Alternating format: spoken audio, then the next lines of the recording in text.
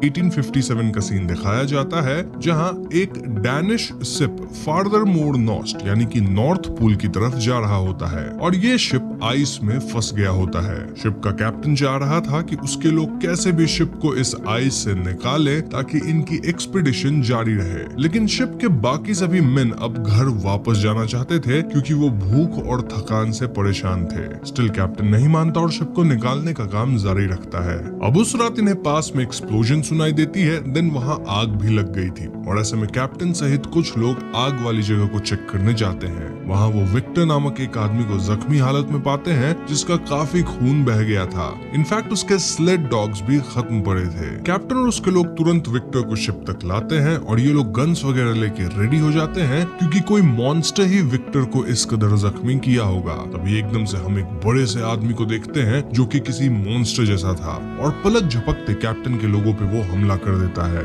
इस मॉन्स्टर पे गोलियों का भी असर नहीं हो रहा था और ये मॉन्स्टर बस एक बात चिल्लाए जा रहा था कि उसे विक्टर चाहिए। मॉन्स्टर शिप पे चढ़ जाता है और हर उस आदमी पे हमला करता है जो कि उसके और विक्टर के रास्ते में आ रहा था। ऐसे में कैप्टन एक स्पेशल 4 बैरल वाला गन निकालता है और उससे मॉन्स्टर पे गोली चलाता है। मॉन्स्टर शिप से नीचे गिर जाता है, लेकिन ये मॉन्स्टर इतना ताकतवर था कि वो अकेले ही पूरे शिप को हिला दे रहा था। अंततः मॉन्स्टर कैप्टन के बगल में आइस पे गोली चलाते हैं उसी 4 बैरल वाले गन से और इससे आइस टूट जाती है। आइस टूटने की वजह से मॉन्स्टर आइस के नीचे पानी में डूब जाता है। इस पॉइंट पे कैप्टन विक्टर से पूछने जाते हैं कि आखिर ये मॉन्स्टर कौन था और विक्टर कहता है कि उसे मैंने ही बनाया है। इनफैक्ट वो मॉन्स्टर कभी मर नहीं सकता, वो वापस आएगा। और हम ये समझ पाते हैं कि अब तक मॉन्स्टर कैप्टन के 6 आदमियों को खत्म कर चुका है। कैप्टन यहाँ विक्टर की बातें समझ नहीं पाते कि आखिर वो कैसे इस तरह के मॉन्स्टर को बना सकता है और ऐसे में विक्टर अपनी पूरी कहानी बताना शुरू करता है।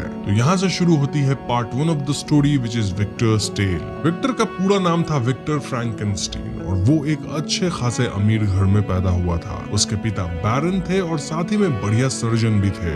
विक्टर के पिता ना तो उससे प्यार करते थे ना ही अपनी पत्नी से। वो तो विक्टर की माँ से शादी भी इसलिए किए थे क्योंकि उनको अच्छे खासे पैसे मिल रहे थे जिससे वो अपनी बैरन वाली रैंक प्रिजर्व कर पाते। विक्टर के पिता काफी स्ट्रिक्ट थे। वो विक्टर को साइंस, स्पेसिफिकली बायोलॉजी और सर्जरी के बारे में बचपन से पढ़ाते थे और अगर विक्टर छोटी सी भी गलती करता तो उसे पीटते थे। विक्टर अक्सर अपने पिता और माँ को लड़ता देखता था और यहाँ वो अपनी माँ से बहुत प्यार करता था। ना विक्टर की माँ प्रेग्नेंट थी और एक दिन अचानक से वो लेबर में चली जाती है। विक्टर के पिता तुरंत डिलीवरी कराते हैं, लेकिन इस प्रोसेस में बच्चा तो सही सलामत निकलता है लेकिन विक्टर की माँ नहीं बच पाती। इस हादसे के कारण विक्टर बहुत ज्यादा परेशान होता है और कहीं न कहीं उसकी मानसिक स्थिति ठीक नहीं होती।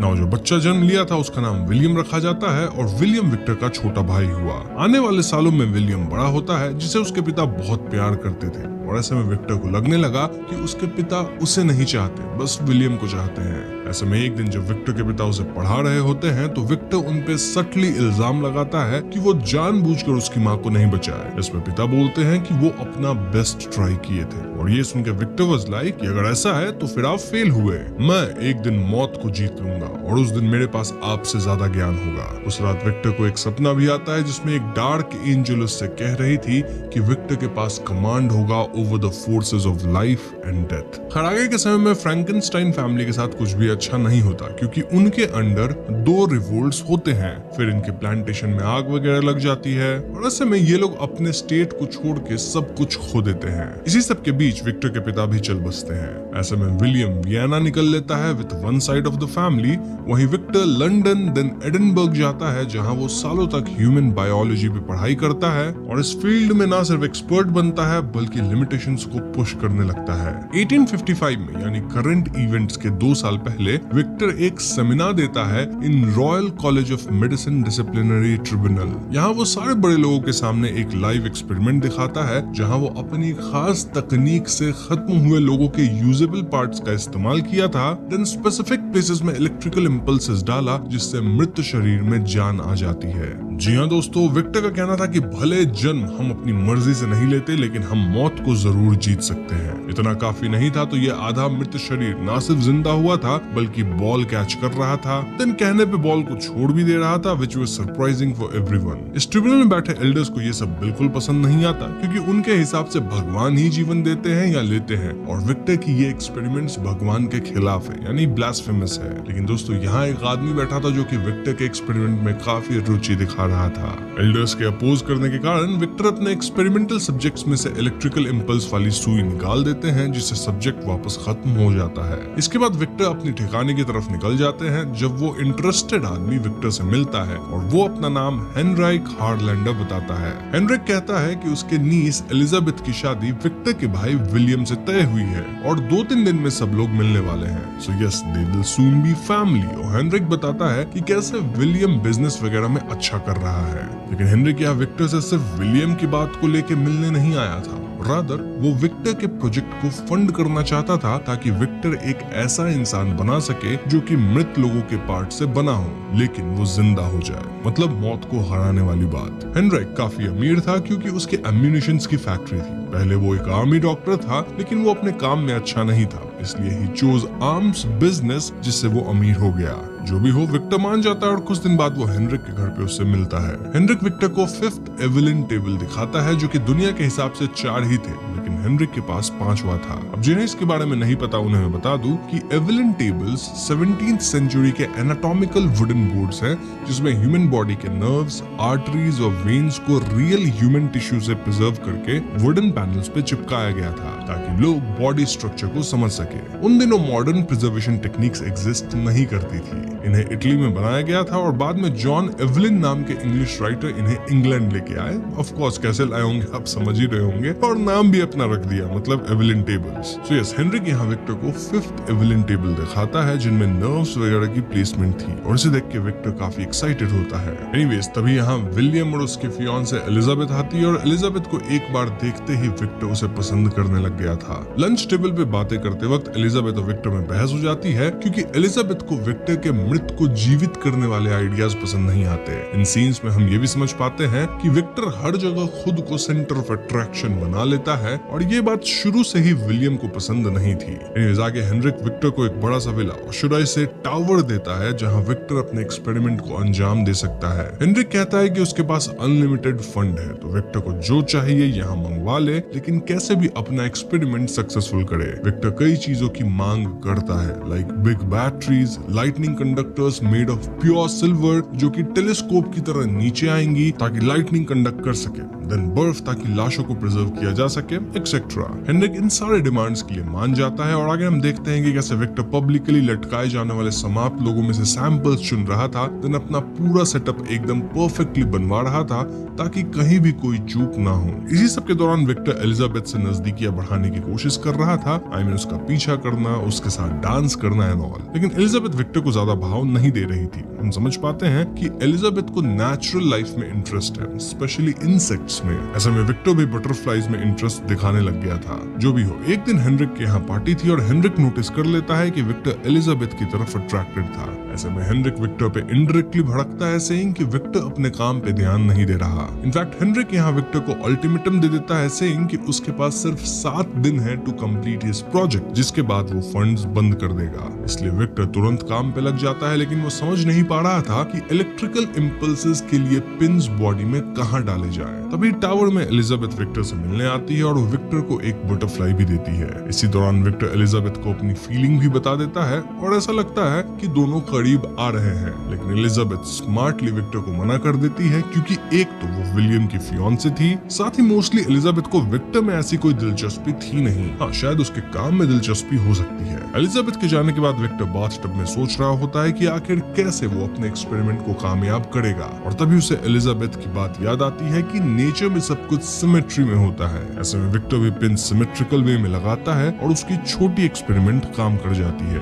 हम क्लियरली एक मृत लाश को जीवित होते देखते हैं। यानी कि दोस्तों विक्टर को बस इसे बड़े स्केल पे करना था, जिसके लिए उसे बॉडी बनाना था, इन बॉडी में बिजली का झटका देना था। विक्टर कई मृत लोगों के परफेक्ट बॉडी पार्ट्स का इस्तेमाल करता है और धीरे धीरे एक परफेक्ट बॉडी तैयार करता है जो कि बड़ा था और कई लोगों के बॉडी पार्ट से बना था। वहीं हेनरिक भी टावर पे आ गया था और वो पूरे प्रोसेस की फोटोज वगैरह ले रहा था। फाइनली वो टाइम आता है जब बिजली कड़क रही थी और विक्टर को प्योर सिल्वर कंडक्टर्स फिट करने थे ताकि बॉडी में इनफ इलेक्ट्रिकल चार्ज एक बार में डाला जा सके। विक्टर हेनरिक को ये बात बताने जाता है जहां वो पाता है कि हेनरिक की हालत कुछ ठीक नहीं थी। दरअसल हेनरिक अक्सर इधर उधर लड़कियों के साथ सोया करता था जिससे उसे सिफिलिस हो गया था और अब हेनरिक के पास ज्यादा वक्त नहीं था। इसलिए हेनरिक विक्टर के एक्सपेरिमेंट को फाइंड किया क्योंकि वो चाहता था कि विक्टर इस एक्सपेरिमेंट में सफल हो जाए ताकि हेनरिक खुद काफी समय तक जिंदा रह सके। हेनरिक यहाँ विक्टर से गुजारिश करने लगता है कि क्योंकि अब experiment almost on the verge of success है तो विक्टर उसका इस्तेमाल करे एज सब्जेक्ट और उसको एक नई जिंदगी दे। विक्टर का कहना था कि दिस इज नॉट पॉसिबल क्योंकि हेनरिक का पूरा शरीर अंदर से खोखला हो चुका है, मतलब बीमारी से भरा पड़ा है और ऐसे में हेनरिक को बचाना नामुमकिन है। इसी बात को लेकर दोनों में छीना झपटी हो जाती है जहां हेनरिक सिल्वर कंडक्टर्स को फेंक देने की धमकी देता है। हेनरिक ये तक कहता है कि वो एलिजाबेथ की शादी विक्टर से करवा देगा अगर विक्टर उसे बचा ले तो, लेकिन विक्टर को पता था कि this was not possible. Victor उसे सिल्वर कंडक्टर छीनने की कोशिश करता है और ऐसे में हेनरिक कंडक्टर के साथ नीचे गिर जाता है। नीचे गिरने से हेनरिक खत्म हो जाता है और एक कंडक्टर थोड़ा बेंड भी हो जाता है, लेकिन विक्टर हेनरिक की बिना परवाह करे बेंड कंडक्टर्स को सेट करता है, देन फाइनली अपना एक्सपेरिमेंट कर देता है। बिजली सीधा विक्टर द्वारा बनाई गई बॉडी में आती है, लेकिन इसके बाद भी बॉडी में कोई रिएक्शन या मूवमेंट नहीं होता। विक्टर को लगता है कि उसका एक्सपेरिमेंट फेल हो गया है और गम में वो सोने चला जाता है। सपने में उसे वापस डार्क एंजल दिखती है और जब विक्टर की नींद खुलती है तो वो अपने सामने उसी बनाए हुए बॉडी को जीवित पाता है। जी हाँ दोस्तों, विक्टर का एक्सपेरिमेंट कामयाब हो गया था जहां वाकई में इस शरीर में जान आ गई थी और इस पॉइंट से हम इसे क्रीचर कहेंगे। तो क्रीचर को देख विक्टर बहुत खुश होता है और फिलहाल क्रीचर काफी वीक और मेंटली स्लो था। विक्टर उसे बोलना सिखाता है लेकिन क्रीचर सिर्फ एक शब्द बोलता था विच वाज विक्टर, यानी विक्टर का नाम वो बार बार कहता था, विक्टर विक्टर। इनिशियली एक क्रीचर इतना वीक था कि काफी धीरे धीरे चलता था, लेकिन समय के साथ उसमें ताकत आ रही थी। एक बार विक्टर इस क्रीचर के बाल शेव कर रहा था जब ये क्रीचर उस तरह से अपने हाथ कट कर लेता है, लेकिन अगले ही क्षण उसके घाव भर चुके थे। अब दोस्तों कुछ हफ्तों बाद विक्टर इस क्रीचर से काफी परेशान हो गया था क्योंकि वो विक्टर के नाम के अलावा कुछ और बोल ही नहीं पाता था और इन जनरल उसका दिमाग किसी बच्चे की तरह था जो कि विक्टर के हिसाब से सही नहीं था। इनफैक्ट विक्टर तो इस क्रीचर को चेन से बांध के बेसमेंट में रखता था और उसे मारने पीटने भी लगा था। लेकिन दोस्तों हम भी समझ पा रहे थे कि ये क्रीचर एक्चुअली में स्मार्ट है, वो तो बस बच्चे की तरह है जिसे स्क्रैच से सब कुछ सिखाने की जरूरत थी। हम इस क्रीचर को वाटर का फ्लो समझते देखते हैं जहाँ वो लीव्स डाल के देखता है कि कैसे पानी लीव्स को ड्रेन के थ्रू नीचे एक वाटर बॉडी में लेके जाती है। इसी बीच एलिजाबेथ सोचती है कि उसके अंकल कई दिनों से उसे खत नहीं लिखे हैं और इसलिए वो विलियम के साथ विक्टर को देखने आती है। एलिजाबेथ विलियम के आते ही विक्टर काफी एक्साइटेड हो जाता है to show them their research और कह देता है कि हेनरिक कहीं बाहर गए हैं। विक्टर विलियम को अपने पेपर्स दिखाता है, वहीं एलिजाबेथ को बेसमेंट से एक आवाज आती है जो कि विक्टर विक्टर बोल रहा था। एलिजाबेथ इस क्रीचर से मिल जाती है और वो इस क्रीचर को देख के मंत्रमुग्ध थी। क्रीचर भी एलिजाबेथ को पसंद कर रहा था और दोनों एक दूसरे में खो जाते हैं। एलिजाबेथ नोटिस करती है कि क्रीचर के शरीर पे कई स्कार्स थे, इनफैक्ट कुछ नए घाव भी थे। इससे वो समझ जाती है कि विक्टर उसे मारता पीटता है और ऐसे में वो विक्टर को कन्फ्रंट करती है। विक्टर पहले तो क्लियर करता है कि ये कोई रियल आदमी नहीं है, रादर उसके एक्सपेरिमेंट का नतीजा है। देन विक्टर कहने लगता है कि कैसे वो मंद बुद्धि है और इसीलिए it is like a failed experiment. Elizabeth Victor की बात नहीं मानती और देर रात वो अकेले में क्रीचर से बातें करती है।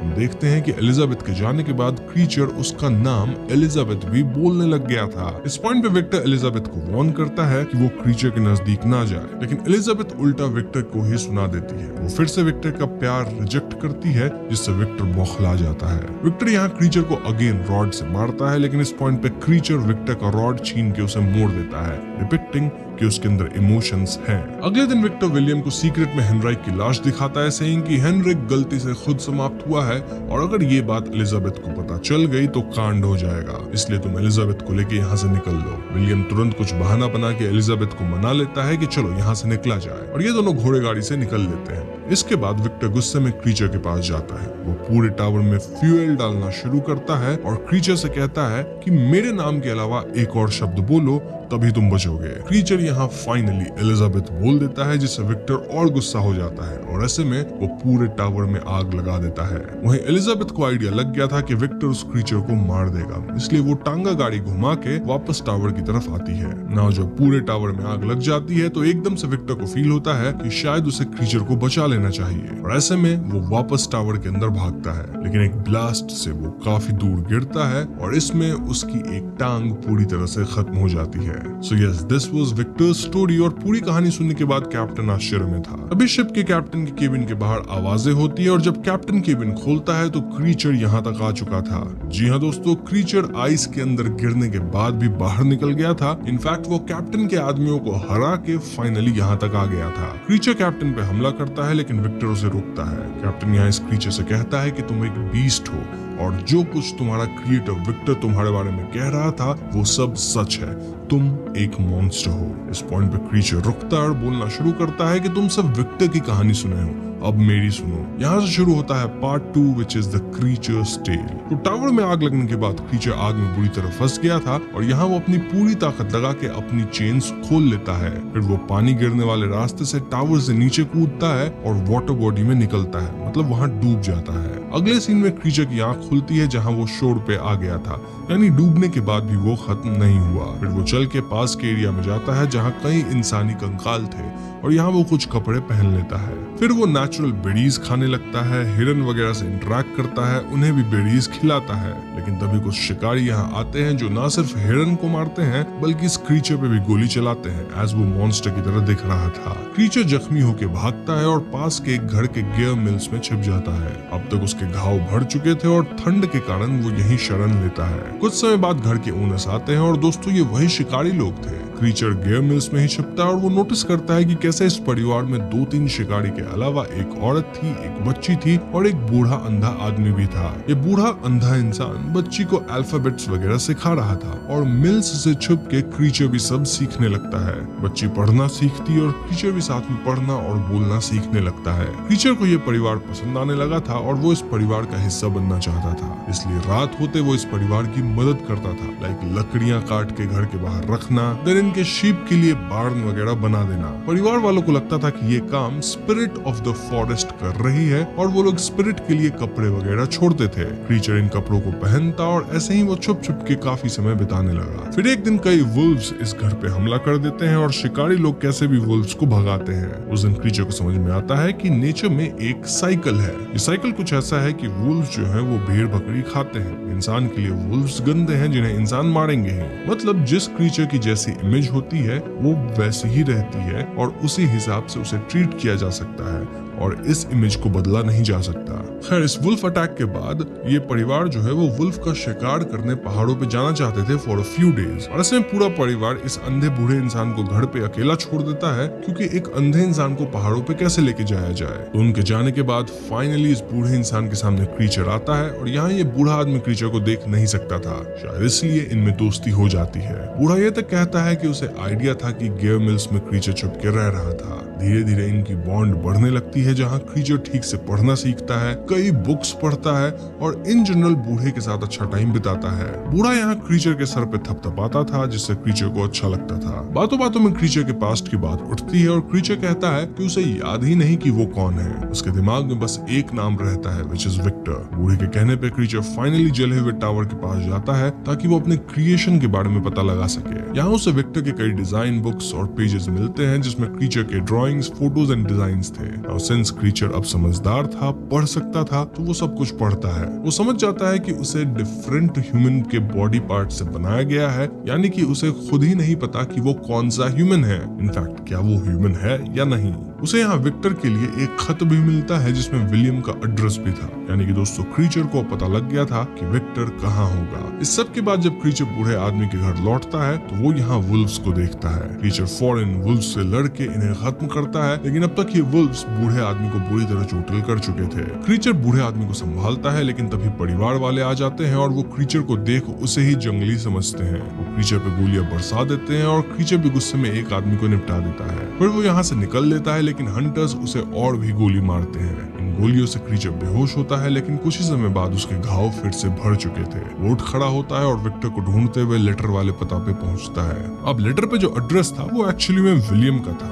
और आज उसकी शादी एलिजाबेथ से होने वाली थी। देखते हैं कि विक्टर अब भी जिंदा है। वो एक नकली पैड लगाता है और यहाँ वो एलिजाबेथ को कांग्रेचुलेट करने जाता है। एलिजाबेथ विक्टर को थप्पड़ मारती है, सेइंग कि तुम्हारे मन में खोट है, तुम इस क्रीचर को मार दिए और तुम अच्छे इंसान नहीं हो। जो भी हो, विक्टर अपने कमरे में जाता है जहाँ उसे क्रीचर दिखता है। जी हाँ दोस्तों, क्रीचर को देख विक्टर आश्चर्य में था और वो तुरंत समझ जाता है कि अब क्रीचर भी स्मार्ट हो गया है। क्रीचर यहाँ विक्टर से कहता है कि जो कुछ हुआ उस सबको भूल जाओ, तुम मेरे लिए मेरे जैसे ही एक लड़की बनाओ जिसके साथ मैं हमेशा के लिए रह सकता हूँ। विक्टर सीधे तौर पे मना करता है, सेइंग कि तुम एक मॉन्स्टर हो और मैं दूसरा मॉन्स्टर नहीं बनाऊंगा, वरना तुम फिर बच्चे करोगे और पूरी दुनिया को तबाह कर दोगे। विक्टर क्रीचर को अपना फेल्ड एक्सपेरिमेंट कहता है और ऐसे में क्रीचर विक्टर को पीटना शुरू करता है। ऊपर आवाज सुनकर कमरे में एलिजाबेथ आती है और वो क्रीचर को जिंदा देख बहुत खुश होती है। वो क्रीचर को देख मंत्र मुग्ध थी और क्रीचर भी एलिजाबेथ को देख खुश था। लेकिन तभी विक्टर क्रीचर पे गोली चला देता है, लेकिन ये गोली एलिजाबेथ को लगती है। इस मोमेंट पे सभी कमरे में आते हैं और विलियम क्रीचर पे हमला करने आगे बढ़ता है। क्रीचर विलियम पे हाथ उठा देता है, जिससे विलियम के सर पे गहरी चोट आती है। वहीं विक्टर चिल्ला चिल्ला के कहने लगता है कि क्रीचर ने एलिजाबेथ को समाप्त कर दिया है। सभी क्रीचर पे हमला करने की सोचते हैं, लेकिन उसकी कद काठी देख के कहीं न कहीं सब डर रहे थे।